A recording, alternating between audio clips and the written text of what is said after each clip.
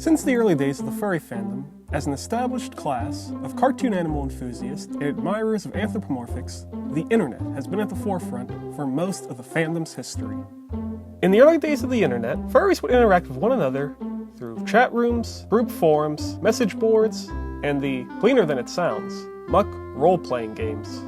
Over the next decade, we would see a dramatic shift in the layout of the internet, thanks largely in part to the creation of the World Wide Web, which made navigating the internet much easier. By the early to mid-2000s, social media platforms began to take popular culture by storm, with websites such as Facebook, MySpace, and YouTube becoming overnight sensations. However, by this point, social media websites were nothing new. Before the days of social media interactions becoming fun for the whole family, fandoms of all sorts created online gathering hubs as a way for people to interact with fellow fans of a common interest.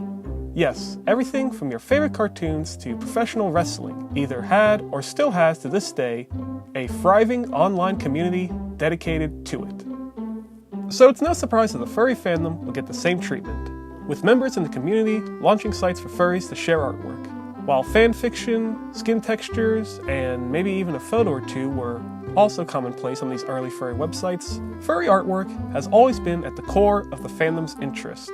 While there have been a large number of websites that have been made for furries, by furries, and even more mainstream websites like DeviantArt who have played the host to furry activities, allowing many in the fandom to get their first real experience interacting with others online in terms of artwork, photography, fursuiting, and so on, none I feel have had as broad of an outreach on the fandom and within the fandom, quite like the subject of today's episode. I'm Jared Braun, aka Happy Tiger Snugglefur, and just for fun, we're going to take a look at Furaffinity and its presence as an online Furry Central Gathering hub. I'll explain its statement later down the line, but for now, let's get started.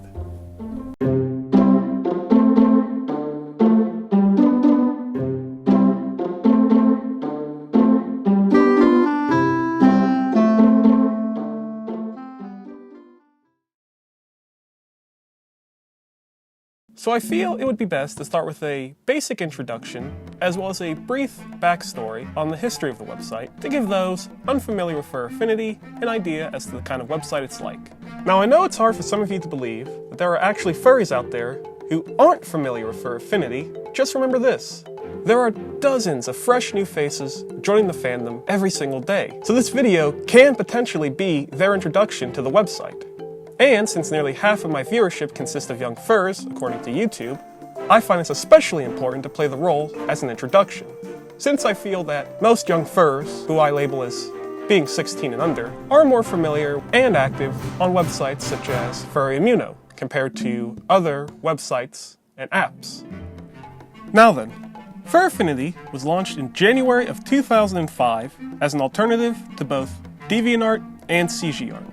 After CGArt had employed a zero-tolerance policy for adult-themed content, which caused the deletion of all adult-themed artwork on the website, a large portion of their furry artists jumped ship to the newly launched Furaffinity, which offered full artistic freedom, regardless of content ratings. Furaffinity was launched by Jaron Lightfoot, who was the head coder for the site until October of 2007, when he sold the site to Sean P. Pish, aka Dragner, for $2,000. Dragner joined the site early on and helped it through some of its rough patches, joining as a staff member in late 2005, where he helped with Furaffinity's relaunching in December of 2005 with a better coding system. He was soon after appointed lead admin. Today, Dragner now serves as Furaffinity's community manager for the network's holder, iMove, who acquired the website in 2015. As a website, Furaffinity specializes in the publication and displaying of anthropomorphic artwork, photography, music, and stories, offering a traditional, digital art gallery layout similar to that of the styles of both Ink Bunny and DeviantArt. Now yes, that description was much shorter than the brief backstory that I had just given, but I found it necessary to go into more depth with these details, especially since it sounded much better than my original description of imagine DeviantArt for furries, but it's 2005. I should probably address the younger demographic while I'm at it. Alright, let me give you an idea of what 2005 was like.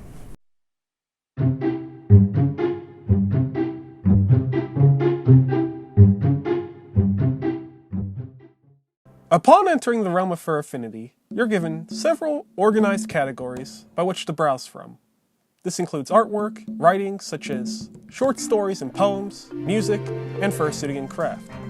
However, the site also allows you to upload several uncategorized subject matters, including downloadable videos, animations, audio projects such as voiceover work, radio-like short stories ranging from every genre including comedy, horror, suspense, drama, and podcast.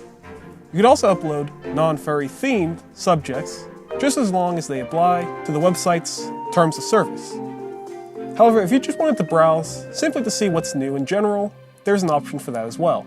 All in all, its simplistic layout, while arguably outdated, makes it easy for anybody visiting the site for the first time to have an easy time navigating and understanding how the site functions, and give them an understanding of what to expect.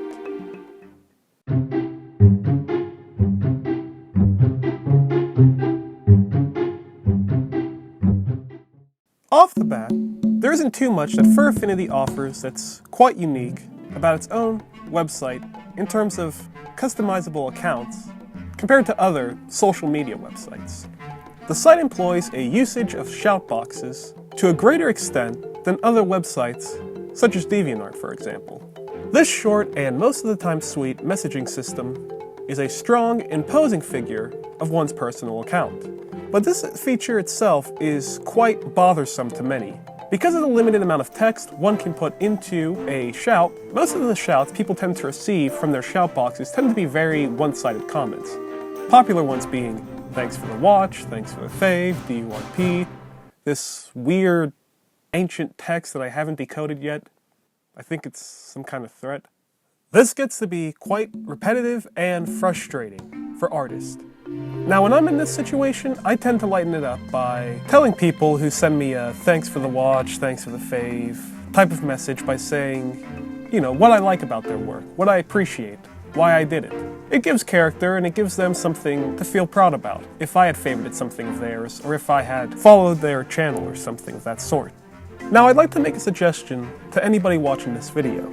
If you're a typical thanker, try changing it up. When you go to favorite something, express to them why you favorited their work, or you followed their channel, or when somebody gives you a thanks back, really express it and explain why. It gives them something to feel proud about, it gives them something unique to look forward to, it offers them something unique to see in their shout box, and it could be the start for laying the foundation for a better relationship between you and the artist, making you seem less like a strange person on the internet and more like a real person. Also, don't be afraid to give pointers, tips, helpful advice to somebody you feel needs it, or maybe even send them helpful links for things that might actually benefit their work. Say there's somebody who draws a lot of Looney Tunes artwork that you're a fan of. Maybe it would help by sending them links to websites that are dedicated to Looney Tunes reference sheets. Gives them something to look forward to, helps them discover a nice little hidden gem, and you'd be doing a good thing for somebody else, helping to overall help the positivity of the website's online community. Another positive feature of the website is its usage of contact information. While not an original concept, its personal take on the feature offers one of the most broad ranges of accounts by which to display that I've seen from any site, and its equal size to the other features of your account allow it to really stand out and give anybody visiting your page a chance to look you up on other sites such as Twitter or Facebook, allowing you to expand on your brand's nobility. Other features that Furaffinity offers includes your main gallery, as well as sections on scraps, favorites, personalized folders, journals, artist info, profile info and ID, profile information, mood, statistics, commission info, stats, watching and watched by list, and the site also gives you creative freedoms such as customizable journal headers and the ability to block people. For your personal notifications, you get all the latest artwork that's uploaded from the people you follow on a page with a very simplistic layout that, in my personal experience, offers the quickest, smoothest loading time of any social media website compared to other sites such as DeviantArt, Facebook, Twitter, and offers it all on one single page. However, one of my personal pet peeves is that everything else, from journal comments, favorites, watchers, are all on a whole other page. Now I can understand separating the main artwork from everything else. What I don't understand is why is every other aspect of your notifications section glued to this one large box? Since the numbers are all separated already, wouldn't it have been easier just to make separate pages for these things? All in all, a personal Furaffinity account is well laid out, simplistic, and ideal.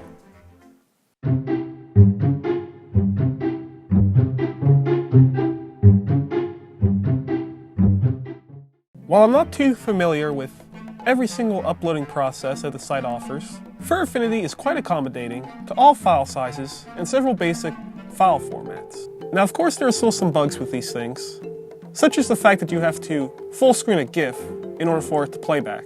Other than that, the uploading process itself is quick and gives you all the tools you need to label your work. One should note that if you upload to Furaffinity, the file size is automatically readjusted to Furaffinity's preferred standard. The only downside to this is your work appears blurry on a Google search, which isn't really that bad. Beyond that, there really isn't too much more to say.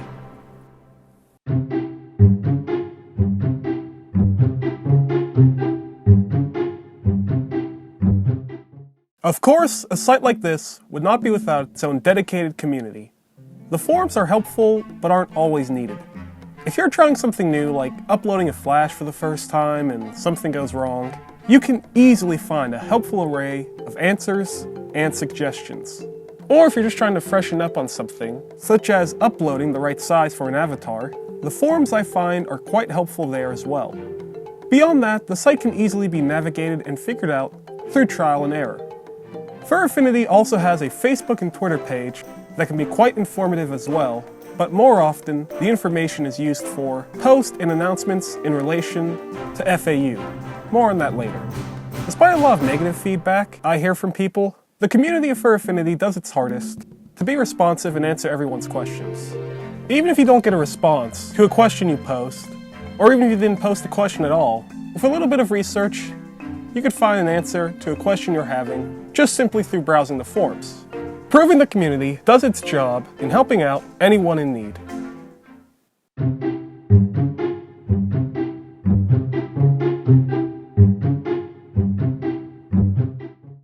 Piling on a positive community, there are some other, rather unappreciated bonuses when using Furaffinity.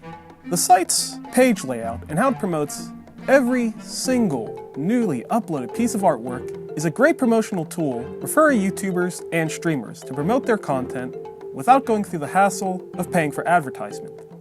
This doesn't stop people from doing so, but I'm just saying, if you're new to the furry stream scene or furry YouTube scene and really don't have the budget to advertise and promote your content, then just simply using the site as an uploader to promote one's content is an easy and cost-effective way of expanding your content's outreach to a much broader audience. Sites like DeviantArt tend to display the most popular artwork of the past 24 hours on their main page, whatever gets the most likes and comments, and you usually end up seeing the same artist and subject matters. Not a day goes by when you don't see a cryptic creation piece on the main page. But whereas with Furaffinity, everybody gets to share the large spotlight that is the front page. Through this process, I found a great number of furry streams, such as those by Ken Kett, which played the catalyst to helping me find the Furries on Twitch group, which has since then not only expanded what I watch on Twitch, but has also expanded the amount of time I spend on Twitch. Once spending 3 whole hours in an Oh My Richards art stream talking about cartoons. All in all, the ability to use Furaffinity as a free promotional platform for one's content is a rather unappreciated aspect of the site.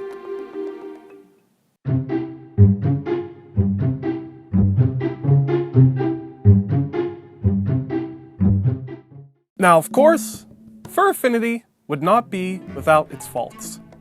One of the things that bother me the most about Furaffinity is its lack of a filter for lewd ads. In my experience, whether I have the Safe for Work filter on or off, I still see ads for everything from lewd artwork, bondage, and even as far as people promoting stuffed animals that fulfill a unique service. Even with the ads being censored to a degree, it's still an uncomfortable experience to browse Furaffinity and see kid-friendly artwork or something empathetic, like the journal post of a friend whose friend or family member had recently passed away and they're mourning their passing, only to have pornographic ads surround the journal is an uncomfortable and really an unnecessary experience. When people ask me what to expect with FA, who are starting an account and they want to know the negatives and positives, this is something I always go out of my way to tell them as a negative. Be careful with the ads and what you see. They really don't dictate the site, and they don't truly represent what the site's about, but it's a negative of mine I've never been too comfortable with. Now, of course, people paid for those ads, and they have every right to be displayed. And I'm not even against lewd ads. I'm really not. So while I have nothing against the ads themselves, please, could we at least have a better filter system for them? If I have the Safe for Work filter on, I don't want to see ads like that. There's a ton of clean artwork, YouTubers, t-shirt makers, and clean artists who are also promoting their content, and I'd rather just see ads like that with a very repetitious order than have the variety with a bunch of lewd ads when I have the Safe for Work filter on. Another complaint I have about FA is its activation of the Safe for Work filter switch. It wasn't until I watched an episode of Pikaru's furry series, The Bottle, that I even discovered that this was a thing.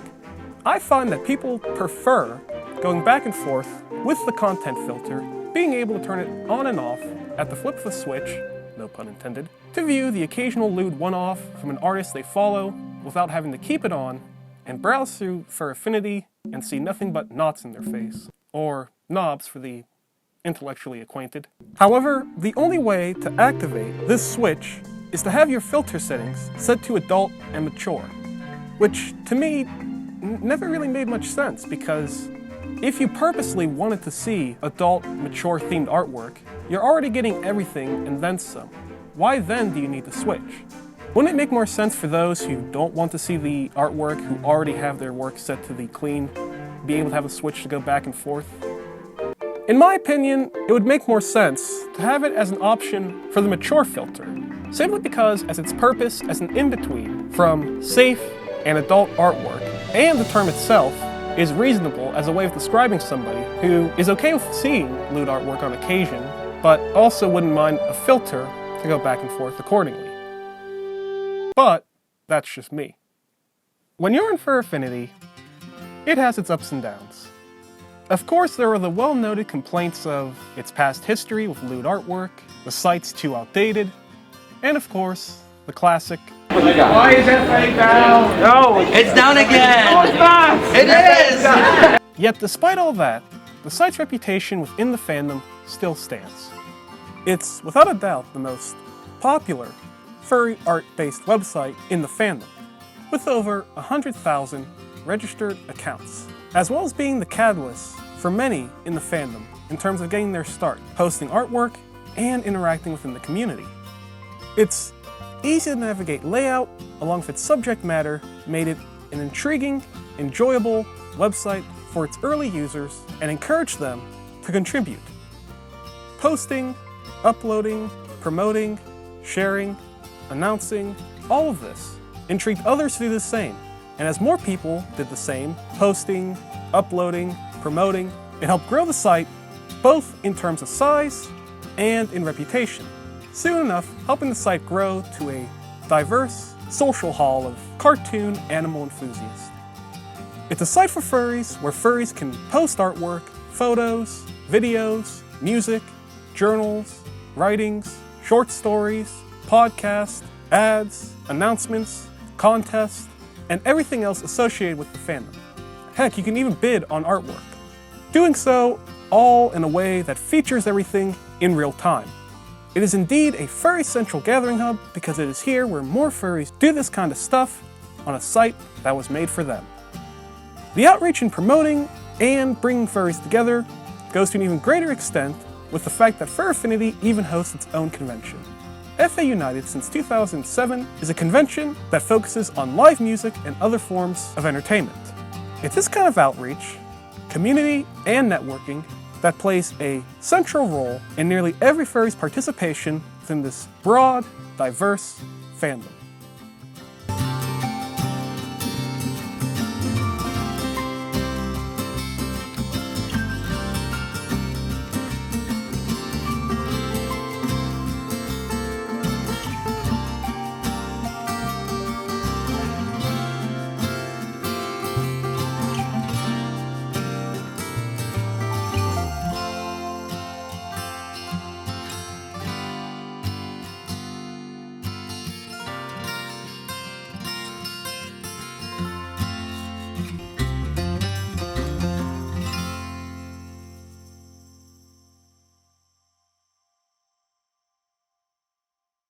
Hey everyone.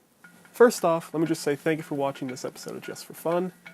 Second, I really wanted to take a moment and talk to you guys for a moment about what's going on right now, what's happening, what's to come for next year, just to give you a little update. First off, I want to apologize for the lack of episodes produced this year and the lack of activity that I've had this year. Not being too active, I recorded one episode this year back in April. This is only technically the second for this year, and it's pretty much the end of the year. So not my greatest outpour, but thank you to the small viewership who's slowly been growing the channel, slowly helping build an audience for Just for Fun. The reason I haven't been so active is because 2018 has actually been a very fun and very rewarding year full of new experiences. The biggest thing being that this year I broke into professional filmmaking and directed my first independent short film with Inclusion Films and the Arts for Autism Foundation of Pittsburgh. We produced the film Parallels, and that took up a lot of time from pre-production to post-production. We've technically been working on this project for, as of now, it is December as I record this, a total of 14 months. One of the longest projects I've been a part of. One of the most rewarding and satisfying, great new experiences, met a lot of great people.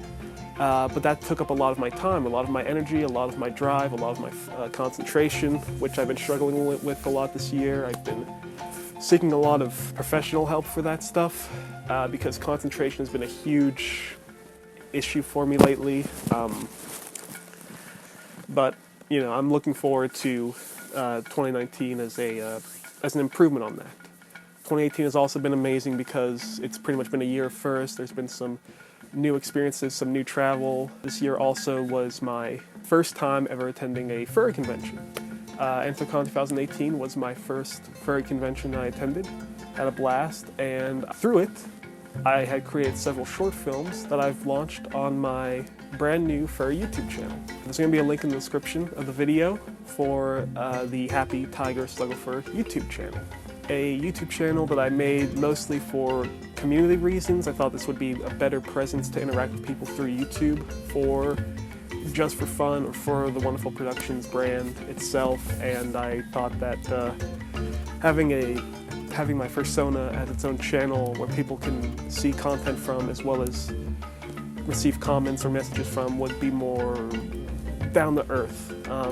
Sorry if I'm rocking too, this is just a lifelong habit. I'm not gonna hide this, you know, I do this all the time.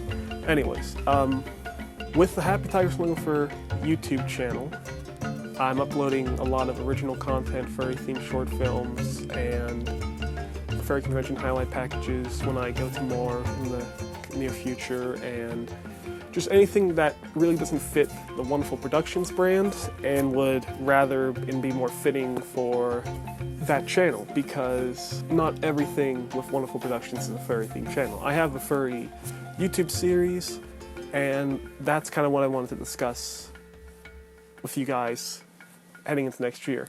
I'm going to be expanding on the original content from the series for the Wonderful Productions YouTube channel with 2 additional series that I have in pre-production right now, and by next year I should have a new series, an old series of mine that I started all the way back in 2015. I'm going to be bringing back into 2019, remaking some of the older episodes with a new, more well-made setup, and I hope it'll really take off. The Internet Through the Years, which is a series that I actually gained a following from and gained a couple subscribers from and really started to grow an audience for a couple years before I even started Just for Fun. Relaunching that, and I'm going to be improving on that series, give it a more retro layout, and I plan to have the first episode up within the first couple months of 2019. Also coming in 2019, there'll be more Just for Fun episodes, as well as some short films that I'm producing coming up too. These are mostly one-off projects of mine to grow the variety of Wonderful Productions as I try to grow and expand on it as a product. So you'll see more Just for Fun, the return of the Internet Through the Years, and some original short films. That's what's to come on in 2019.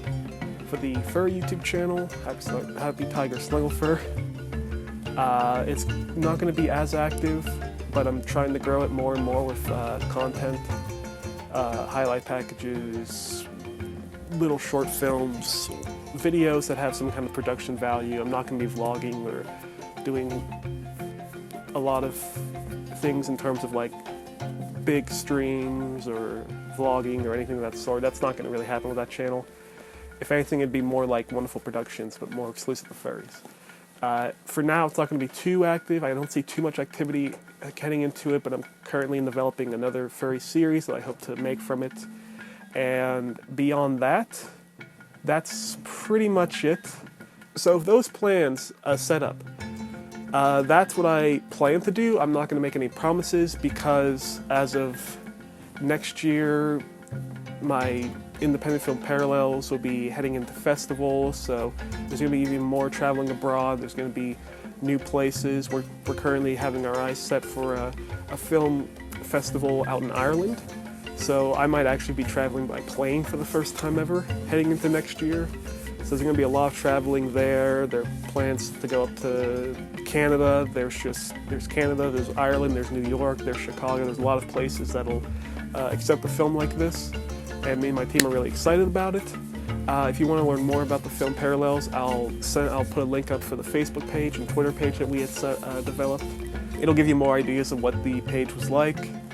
But because of that, I should note that that'll take up a lot of time as well, traveling and everything, so I can't guarantee that everything I set out to do, I can't guarantee that I'm going to get to all that definitely within the year, but I'm going to try my hardest. It's just that a lot of things are going to start coming up next year. I have more classes, I have more film training, I've gotten into filmmaking professionally, I do some freelance editing now, and so between school, work as a freelance editor, and the short film taking off next year, being released next year, that might take up a lot of my time, a lot of my efforts, a lot of my concentration. So everything I set up for the Wonderful Productions YouTube channel, the Happy Tiger Snugglefur YouTube channel, all of its content, trying to develop another original series for that, and all that good stuff for the Wonderful Productions channel. That's my goal. That's what I have my heart set on, my focus on. But between school, work, and the short and the travel, I can't guarantee that I can get to all that next year, but that's what you have to look forward to and what I'm going to be working my hardest at, and I hope I can continue to grow my content with all this activities going on. Oh, and lastly, there'll be another short film of mine that I'll be releasing exclusively on YouTube about first-time convention attending experience. This is more of a personal travel film about my first time going to AC this year, and it's just like, what's it like going for the first time, seeing these fursuiters for the first time, seeing these people for the first time. I'm currently in production of a short film on that. That's pretty much it for now. That's everything I wanted to cover with what's coming up. Lastly, in regards to Just for Fun, I plan to expand on the series heading into next year. This episode marks what I call the end of the pilot season, as I've described it since day one. When I started the series back in October, I said, you know what, this first couple videos, they're going to be difficult, you're going to make a lot of mistakes, you're going to regret adding certain things, you're going to want to change things before you have a definite series. This is all to me the pilot state, this first season, and since it's definitely been over a year since Just for Fun has happened, I consider this the end of season 1, the pilot season, and every episode from here on until maybe in 2 years will be season 2, and with there I hope to have more episodes, expand on subjects, and just have more reoccurring content. So that's pretty much it for now. Once again, thank you for watching. Thank you for everyone who has been part of this series since day one, since the first year. Who, that slow build and grow of subscribers, and who've been commenting, who have been liking, who have been keeping up with these videos. I'm not somebody who really likes to say like and subscribe. I'm not even going to say that for this video because that to me is just so generic, it's overdone. I know it has to do with the relevancy of the content creator and their work, but in the end, you just hear it all the time and you just get annoyed. So I'm not going to do that on anybody. If you find the video and you enjoy it, you know what to do. You're smart enough to know what to do. When you see a channel you like, you're smart enough to know what you do to keep up with it. I don't have to remind you. And just once again, thank you so much for being here since the beginning, helping this channel grow, into something greater, and I hope, you know, greater things come for me, for this channel, and for everybody heading into 2019. Thank you for watching, and goodbye.